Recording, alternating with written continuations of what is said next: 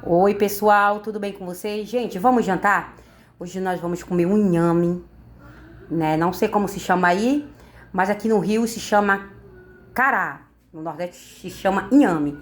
E eu gosto de chamar inhame, né, gente? Mas vamos jantar? Inhame com franguinho, gente, no molho. Que delícia, pessoal. Que Deus abençoe grandemente a sua vida, pessoal. Que nunca falte o alimento na sua mesa, nem na minha mesa. Que Deus possa abençoar a sua casa, a sua família, todos vocês. Comenta aí de onde você está visualizando os meus vídeos. Eu sou aqui do Rio de Janeiro. E você? É de que lugar desse Brasil? Um beijo grande para todos vocês, meu querido. Que Deus abençoe grandemente a sua vida e a minha vida. Beijo!